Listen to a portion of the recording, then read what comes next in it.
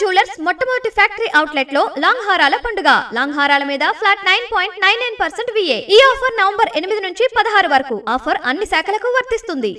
భద్రాచలం పుణ్యక్షేత్రం శ్రీరాముడు నడయాడిన ప్రాంతమని, ప్రతి అణువులోనూ స్వామివారు కొలువై ఉంటారని భక్తుల విశ్వాసం. కానీ ప్రస్తుతం అక్కడ కొన్ని ప్రదేశాలు ముళ్ల పొదలు, పిచ్చి చెట్లతో కళాహీనంగా కనిపిస్తోంది.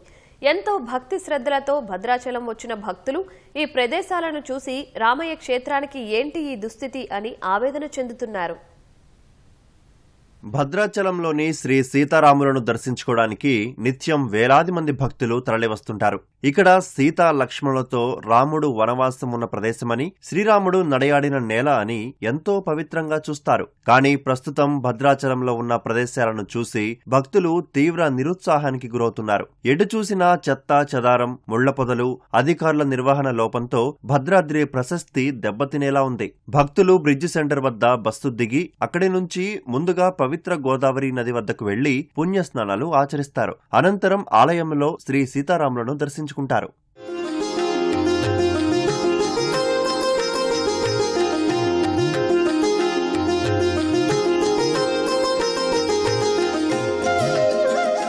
భక్తులు గోదావరి వద్దకు చేరడానికి కరకట్ట మీదుగా నడిచి వెళ్లాల్సి ఉంటుంది. అయితే గోదావరి ప్రాంతానికి వెళ్లే 1 కిలోమీటర్ రహదారి మొత్తం చెట్లు, ముళ్ల పొదలతో నిండిపోయింది. రాత్రి సమయాల్లో భక్తులు ఆ కరకట్ట మీదుగా వెళ్లాలంటేనే జంకుతున్నారు.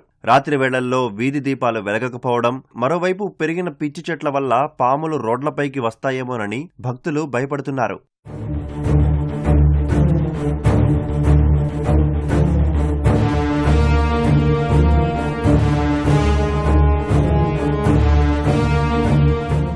భక్తులకు రామాయణ ఘట్టాలు తెలిసేలా కరకట్టపై ఏర్పాటు చేసిన బాపు బొమ్మలు అధికారుల నిర్లక్ష్యంతో కళావిహీనంగా మారాయి. విగ్రహాలు కనిపించకుండా ముళ్ల పొదలు కమ్మేశాయి. వీటిని చూసిన భక్తులు ఎంతో కలత చెందుతున్నారు. చాలా కాలంగా కరకట్ట నిర్వహణ లేకపోవడంతో ఆ ప్రాంతమంతా అడవిలా మారిపోయింది. మరోవైపు భద్రాచలం పట్టణం కోసం ఏర్పాటు చేసిన గోదావరి కరకట్టపై ఏర్పడిన భారీ వృక్షాలతో అది బలహీనపడింది. సంబంధిత అధికారులు స్పందించి ముళ్ల పొదలను, పిచ్చి చెట్లను తొలగించాలని భక్తులు డిమాండ్ చేస్తున్నారు. కార్తీక మాసం వచ్చింది. ప్రతినిత్యం వేలాది మంది భక్తులు ఇక్కడ పుణ్య స్నానం చేయడానికి గోదావరి నదికి వస్తా ఉన్నారు. కరకట్ట చూసినట్టయితే అసలు ఎందుకు వచ్చావా అని భక్తులు బాధపడే పరిస్థితి కనబడతా ఉంది. ఎక్కడ చూసినా చెత్త చెదరం అలాగే ఉంది. ఎక్కడ చూసినా కూడా ముళ్ల కంచెలు, పొదలు, తుప్పులు అలాగే ఉన్నాయి.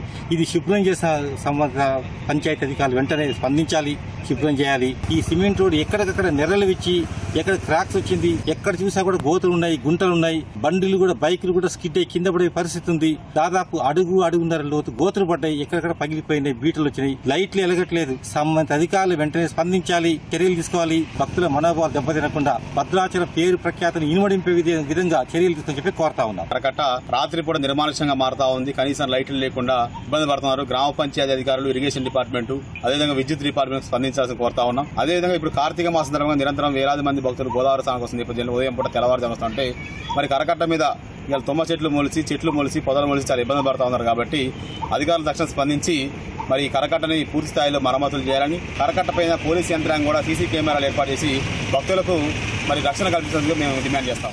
భద్రాచలం పట్టణం, గోదావరి పరివాహక ప్రాంతం మొత్తం పరిశుభ్రంగా ఉండేలా అధికారులు చర్యలు తీసుకోవాలని స్థానికులు, భక్తులు కోరుతున్నారు. భద్రగిరి ప్రశస్తి కాపాడాలని విజ్ఞప్తి చేస్తున్నారు.